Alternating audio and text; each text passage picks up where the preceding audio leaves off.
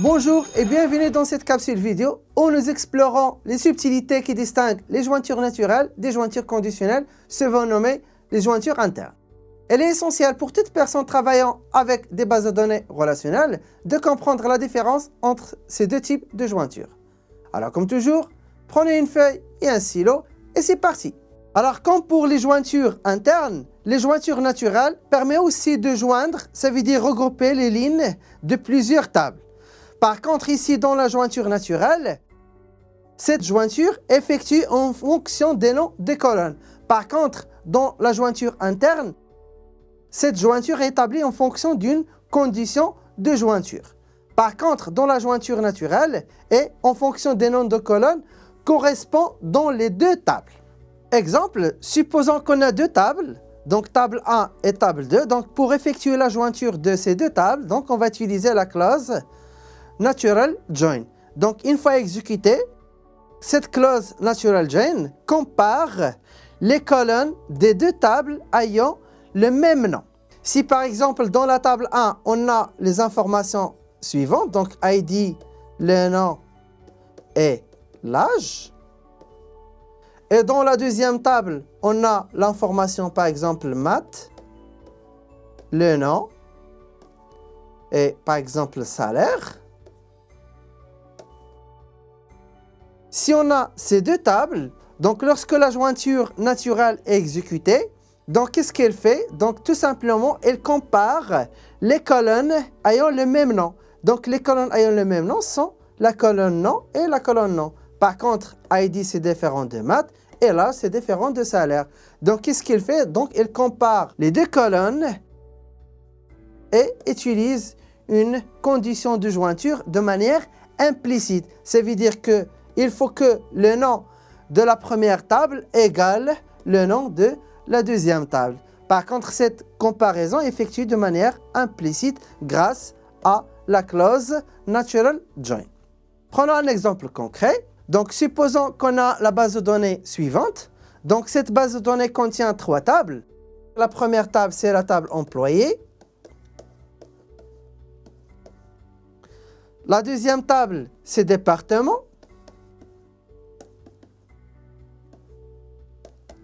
Et la troisième table, c'est congé. La table employé contient les informations sur les employés de l'entreprise.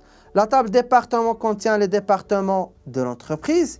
Et la troisième table, la table congé, contient les demandes de congé effectuées par les employés. Alors, pour effectuer une jointure, donc, on a besoin des clés primaires, clés étrangères, d'identifier ce couple-là. Est-ce qu'on a des relations entre ces trois tables? Donc la réponse c'est oui. Donc on a une relation entre employé et département. Un employé est affecté à un département. Donc le numéro département, par exemple c'est 12. L'employé Ismaël est affecté au département avec l'ID 12. Et pour la troisième table, donc congé, donc la table congé a une relation avec la table employé. Chaque employé demande un congé. Donc, le couple clé primaire, clé étrangère, c'est tout simplement la matricule. Donc, dans la table congé, on a l'information matricule. Donc, cette information provient de la table employé. Et on peut voir que dans le couple ici, clé étrangère, clé primaire, on a N-DEP et N-DEP. Donc, on peut voir que le titre ou bien le nom de la colonne est pareil. C'est aussi pour la relation employé-congé. Donc, on peut voir que la clé primaire dans la table employé, c'est matricule. Et la clé étrangère dans la table congé, c'est matricule. Donc, on peut voir que les deux, ou bien le couple, a le même nom. Puisque ici, le couple clé primaire, clé étrangère a le même nom, donc on peut utiliser tout simplement les jointures naturelles au lieu d'appliquer les jointures internes. Alors, prenons des exemples. Donc, le premier exemple, identifier les noms des employés avec le nom de leur département respectif. Donc, pour répondre à cette question, donc, on va utiliser le principe du tableau. Comme toujours. Donc, on a les informations à afficher.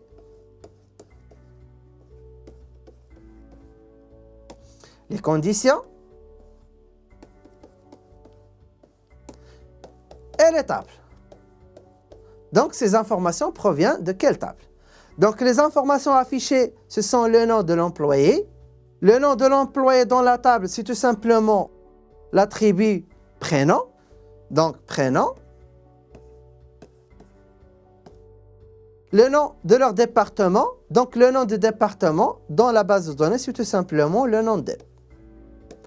Est-ce qu'on a ici une condition? Donc, la réponse est non. Alors, prénom provient de la table employé.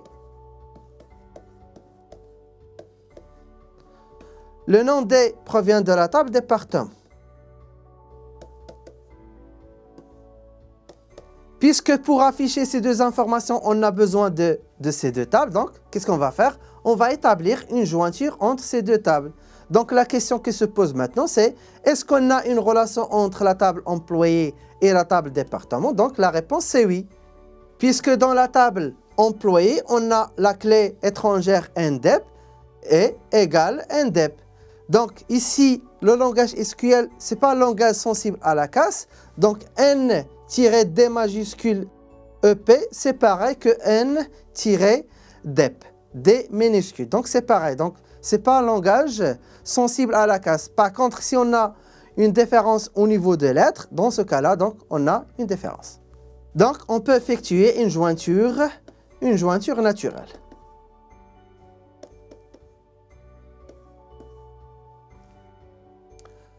Donc voilà, donc pour jointure naturelle, c'est en SQL, c'est tout simplement natural join.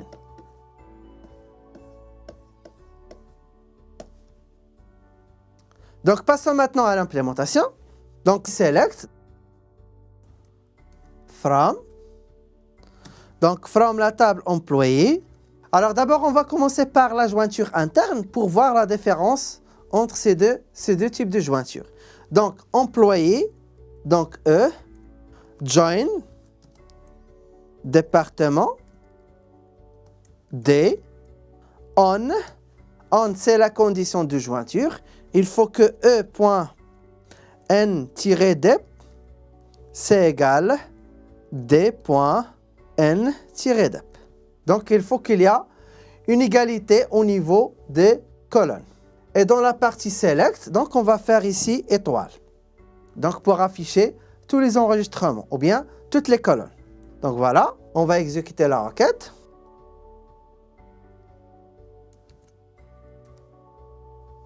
Donc la requête retourne un ensemble des enregistrements. Pour les enregistrements, il affiche la matricule, le prénom, profession, date de naissance, salaire, commission, la ville et NDEP. Donc ces informations-là proviennent de la table employé, plus les informations de la table département. Donc les informations de la table département, c'est N-DEP et le nom DEP. Donc on peut voir que dans chaque ligne, on a une égalité au niveau de NDEP de la table employé avec NDEP de la table département, puisque cette égalité provient de la condition de jointure ici. Donc on peut voir que la condition de jointure est effectuée de manière explicite et les enregistrements NDEP et N-DEP sont dupliqués dans le résultat. Par contre, en utilisant la jointure naturelle, donc on va voir le résultat. Employé E, natural join.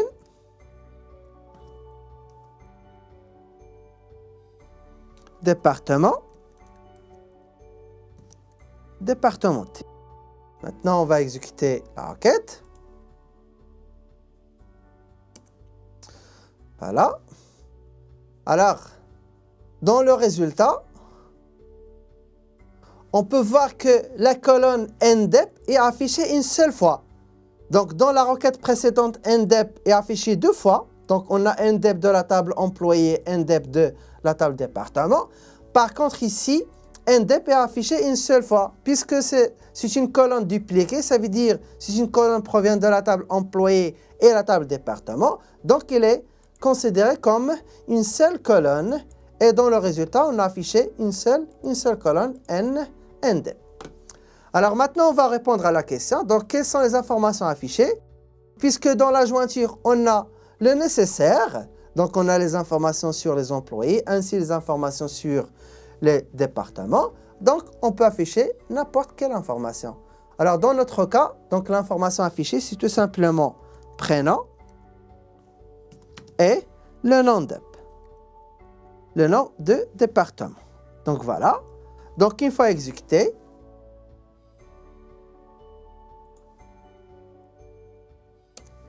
donc on peut voir que le résultat contient seulement deux informations. Donc la première information c'est prénom, la deuxième information c'est le nom D. Ça veut dire le nom de département. Donc chaque employé avec le nom de département respectif. Donc Ismaël c'est département informatique, Omar c'est département prépa digital, Dunia c'est département ressources humaines et ainsi de suite. Donc on peut voir que grâce à la jointure, donc on a établi une relation entre ces deux tables. Ça veut dire on a complété les enregistrements de la table employée par les informations de la table département. Puisque dans la table employée, on a l'information NDEP qui concerne un département. Et puisqu'on a cette information, donc on peut compléter la table employée par les informations de la table département. Donc une fois qu'on a la table, donc on peut sélectionner n'importe quelle information. Dans ce cas-là, on a affiché seulement prénom et le nom D. Ça veut dire le nom de département. Passons maintenant à un deuxième exemple. Donc demande de congé avec les employés demandeurs respectifs. Donc comme toujours, les informations, conditions et l'étape. Donc les informations affichées, donc les demandes de congé, par exemple, on va afficher la valeur, la date de débit de demande de congé et le nombre de jours, ainsi la référence de la demande. Donc on va afficher les informations ref, date, début et le nombre de jours. Par contre, dans la table département ou bien la table employé, donc on va afficher le nom de l'employé. Donc pour le nom de l'employé, c'est tout simplement l'attribut prénom. Donc les informations affichées sont prénom, la référence, date début et le jour, ou bien le nombre de jours. Donc les informations affichées sont prénom de la table employé, puis ref, c'est la référence de la demande de congé, et puis date début, et finalement le nombre de jours. Donc pour prénom provient de la table employé. Pour ref, date début et nombre de jours provient de la table congé. Est-ce qu'on a une condition dans la requête? Donc la réponse c'est non. Donc puisque ici on a deux tables, donc on doit établir une jointure, ça veut dire une relation entre ces deux tables. Est-ce qu'on a une relation entre employé et congé? Donc la réponse c'est oui. La colonne utilisée pour établir cette relation, c'est tout simplement la matricule.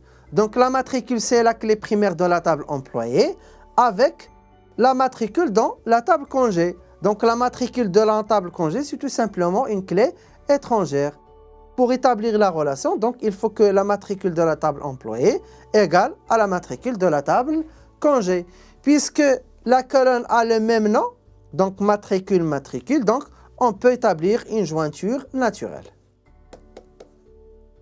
Donc select from la table employée, donc E, natural join, la table congé. Et quelles sont les informations affichées? Donc c'est tout simplement prénom de la table employée. Donc ici, on va renommer la table congé par C. Et dans la partie select, donc C.ref pour la référence de la demande, C.date début, c'est pour la date de début de la demande, la date de début de congé et finalement le nombre de jours, donc C.jour. Donc les informations affichées c'est prénom, ref, date début et le nombre de jours. Donc ces informations proviennent de la table employée et la table congé. Donc, une fois qu'on a établi cette jointure, donc on a une seule table. Donc, cette table contient les informations de la table employée plus les informations de la table congé. Donc, puisque maintenant on a toutes les informations nécessaires, donc on peut afficher ici dans la clause select n'importe quelle information. Donc voilà, donc on va exécuter la requête.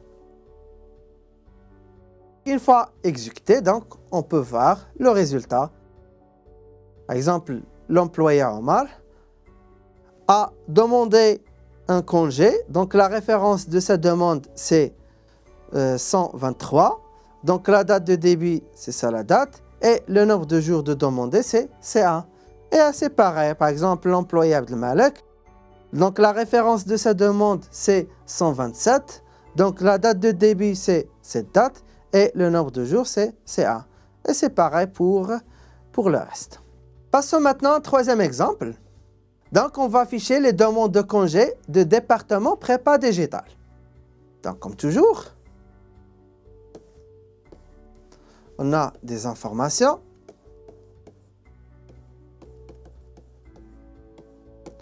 Conditions. Étapes. Les demandes de congé, donc les informations affichées, c'est tout simplement les demandes de congé. Donc par exemple, on va afficher la référence de la demande, la date de début et le nombre de jours. Donc c'est ça les informations affichées. Est-ce qu'on a une condition? Donc la réponse c'est oui. On va afficher seulement les demandes de congé de département prépa digital. Donc, département prépa digital. Donc, prépa digital, c'est tout simplement le nom de département. Donc, il faut que le nom D, ça veut dire le nom de département, égale à prépa digital.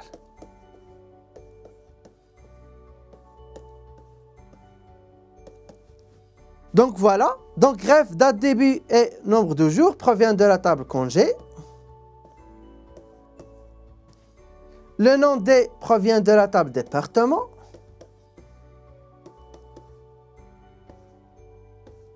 Est-ce qu'on a une relation entre congé et département? Donc la réponse c'est non. Donc puisque congé est relié à la table employé et département est aussi relié à la table employé. Puisque les deux sont reliés à la table employé, donc on va ajouter une troisième table pour effectuer cette jointure. Donc, on a besoin d'une autre table pour effectuer la jointure entre congé et département. Donc, la table qu'on va ajouter, c'est tout simplement la table employée. Maintenant, une fois qu'on a la table employée, donc on peut effectuer une jointure entre congé et employé. Et le résultat de cette jointure est relié à la table département. Puisque dans la table employée, une information ID D pour désigner un département. Donc, dans l'ordre, on va faire une jointure entre congé et employé, et puis entre employé et département. Donc, passons maintenant à l'implémentation. Donc, on va utiliser la requête précédente. On n'a pas besoin de l'information prénom. Par contre, on a besoin de l'information employé. Donc, on va commencer par congé. Donc, l'ordre, ce n'est pas important. Donc, on peut commencer par congé ou bien on peut commencer par employé. Donc, ici, on a commencé par employé puis congé. Donc, je vais inverser l'ordre. Donc, on va commencer par congé.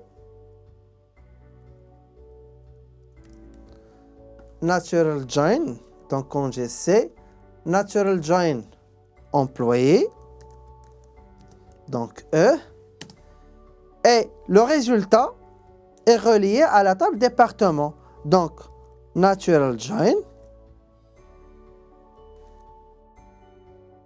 La requête exécute d'abord la première jointure. Donc, congé et la table employé. Et puis, le résultat est relié à la table département. Donc, natural join département. Département T. Donc, le langage SQL, ce n'est pas un langage sensible à la case. Donc, département D majuscule ou bien minuscule, c'est pareil. Et puis, on a une condition. Donc, il faut que le nom D c'est égal à prépa digital.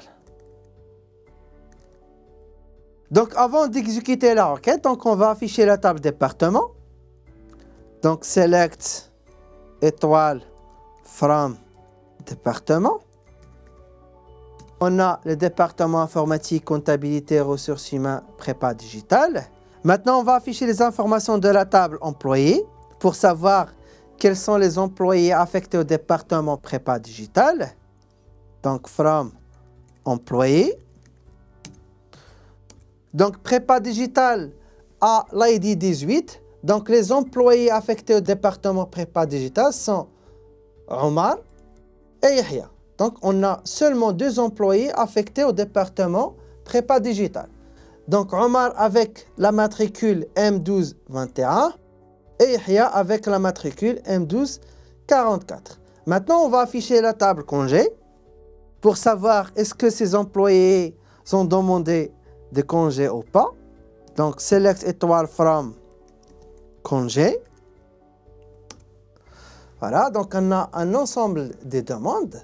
Donc, l'employé concerné, ou bien les employés concernés, ce sont les employés Omar avec M1221 et l'employé Yahya M1244. Donc, est-ce qu'on a des demandes pour ces employés? Donc, la réponse c'est oui. Donc, on a la première demande, c'est pour l'employé M1221. Et aussi, on a une deuxième demande pour le même employé, donc M1221. Et finalement, on a une demande pour l'employé Yahya, ça veut dire M1244. Donc, le résultat de cette requête doit contenir 3 enregistrements. Donc, l'enregistrement associé à l'employé M1221, aussi l'employé M1221 et finalement l'employé M1244. Donc, on va tester la requête pour voir le résultat.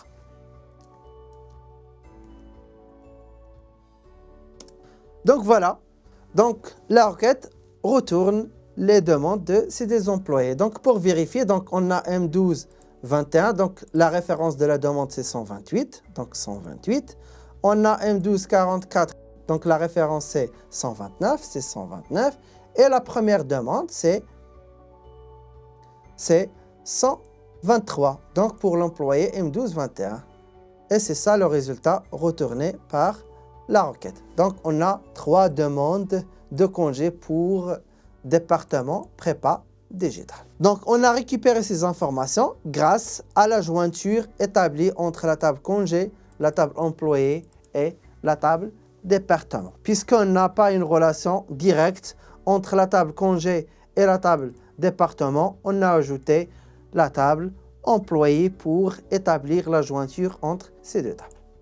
Donc, la première remarque, s'il y a plusieurs colonnes avec le même nom dans les tables d'origine, donc elles seront considérées comme une seule colonne. Comme dans le cas de jointure interne, donc on a vu que dans la jointure interne, l'ID DEP est affiché 2 fois. Donc puisque ID DEP contenant dans la table département et la table employé. Puisqu'on a la même colonne, donc elle est affichée une seule fois. Deuxième remarque. Contrairement à join ou bien la jointure interne, donc natural join ne nécessite pas que vous spécifiez explicitement la condition de jointure. On n'a pas besoin d'établir une condition de jointure. Cette condition est spécifiée de manière implicite. Donc elle utilise automatiquement les colonnes ayant les mêmes noms pour la jointure. Par exemple, dans la table congé et la table employé, les colonnes ayant les mêmes noms sont matricule. Donc matricule dans la table employé et matricule dans la table congé. Et c'est pareil pour département et employé. Donc la colonne ou bien les colonnes ayant les mêmes noms sont ID DEP dans la table employé et ID DEP dans la table département. Troisième et dernière remarque. Donc malgré que natural join est pratique, donc on n'a pas besoin de spécifier une condition de jointure, elle peut parfois conduire à des résultats inattendus si on a plusieurs colonnes avec le même nom. Donc si on a plusieurs colonnes avec le même nom, donc natural join retourne parfois des résultats inattendus. Par conséquent, elle est souvent préférable d'utiliser des conditions de jointure explicites. Prenons un exemple. Considérons la base de données suivante. Donc, cette base de données contient deux tables.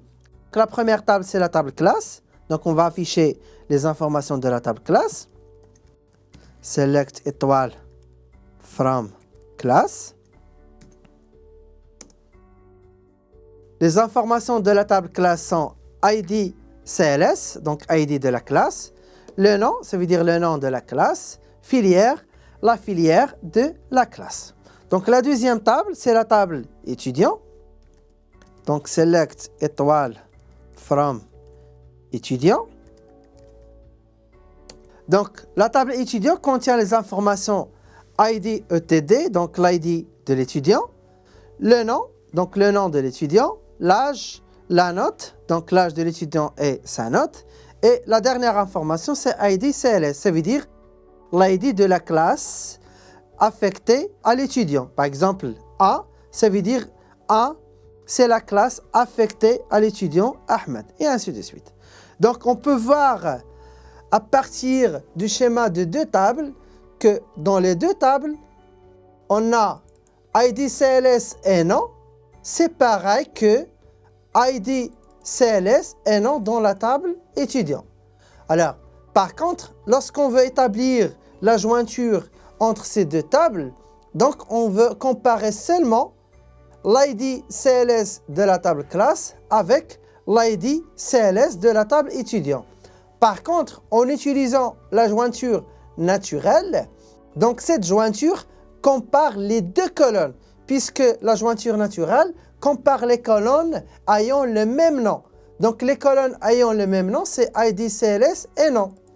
Lorsque la jointure est établie en comparant les deux colonnes, donc cette jointure ne retourne rien.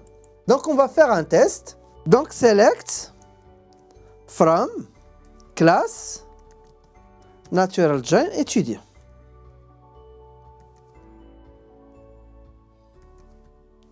Et ici dans select, on va faire select étoile, donc afficher toutes les informations. Maintenant, on va tester la requête. Est-ce que cette requête retourne des résultats ou pas?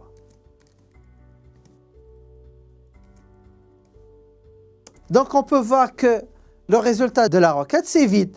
Donc, puisqu'on n'a pas un seul enregistrement avec les deux conditions sont valides. Ça veut dire qu'il faut que nom de la table classe égale nom de la table étudiant, ainsi ID CLS de la table classe égale ID CLS de la table étudiant. Puisque dans le nom de la table classe, on a MP1, MP2, MP3 et ainsi de suite.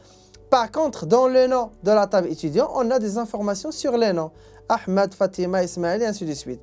Donc ces informations-là sont différentes que l'information nom de la table classe. Donc puisqu'on a cette ambiguïté, dans ce cas, la jointure naturelle est évitée. Il faut utiliser dans ce cas une jointure interne. Alors utilisons maintenant une jointure interne pour voir le résultat. Donc au lieu d'utiliser une jointure naturelle, donc on va faire une jointure interne. Donc classe join, donc on va nommer C pour classe, join étudiant E, on, il faut que C.ID CLS égale E.ID CLS. Donc, au lieu de comparer les deux colonnes, ID CLS et nom en utilisant la jointure naturelle, au lieu de ça, on va utiliser une comparaison d'une seule colonne, c'est ID de la classe. Et c'est grâce à la jointure interne. Donc voilà. Maintenant, on va exécuter la requête. Et voilà. Donc la requête maintenant retourne un ensemble des résultats en comparant seulement ID CLS au lieu de ID CLS et le nom. Et voilà. En concluant notre discussion sur les jointures naturelles et les jointures conditionnelles, nous espérons que vous avez acquis des connaissances précieuses pour optimiser vos requêtes de base de données. N'oubliez pas que les jointures naturelles et les jointures conditionnelles ont leur place dans le monde du SQL. Que vous préférez la simplicité des jointures naturelles ou la précision des jointures conditionnelles. Nous vous fournirons plus d'informations et d'applications pratiques dans nos prochaines capsules. D'ici là, happy querying!